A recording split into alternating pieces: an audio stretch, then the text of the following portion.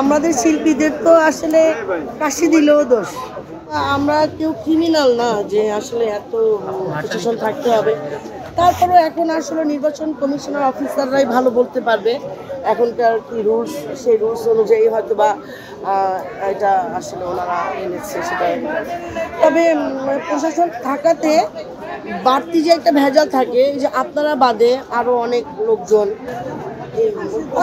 বাইরের লোকজনই ভোটার সেজে এসে হয়তো বা ভোট করে দেয়, এরকম কোনো হয়তো বা দেখা দিয়েছে, যার কারণে তো এই বাইরের মানুষের এই আনাগোনাটা নেই, প্রশাসন আছে বিধায় এটা হয়েছে। আর প্রশাসন থাকাটা তো আমাদের জন্য আরো বেশি ভালো লাগা কাজ করে, মনে হয় যে ওনারা আছে, আমরা নিরাপত্তা আছি। ঠিক আছে। আর যেহেতু আমাদের এবিসির গেটটাও এখনো আন্ডার কনস্ট্রাকশন, হ্যাঁ আন্ডার কনস্ট্রাকশন, তো সেই জন্যই হয়তো বা এইটা আসলে আমাদের শিল্পীদের তো আসলে কাশি দিলেও দোষ। অথচ বাইরে তো অনেক কিছুই হচ্ছে, সেগুলা কিন্তু কেউ জানে না। আর নির্বাচন মানেই তো এরকম কাদা ছোড়া হবে, নাহলে তো নির্বাচনের মজাটা আসবে না। যদি এরকম ঠান্ডা পরিবেশে নির্বাচন হয়ে যায়, সেটা তো নির্বাচন মনে হবে না।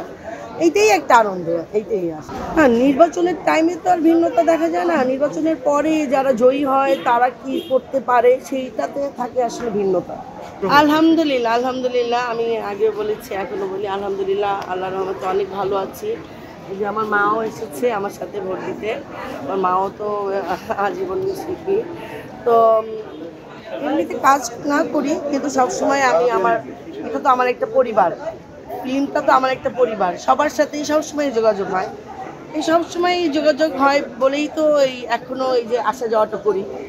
যখনই কোনো পার্টি টাটি হয়, কোনো অনুষ্ঠান হয়, কোনো মিটিং হয়, সব কিছুতেই আমি অ্যাটেন্ড করি, শুধু কাজটাতে অ্যাটেন্ড করতে পারি না। সিনেমা ফিরে সম্ভাবনা নেই আসলে যে হেলদি হয়ে গেছি, শারীরিক অবস্থা যে এই অনুযায়ী আসলে এখন কাজ করাটা আমার পক্ষে সম্ভব না।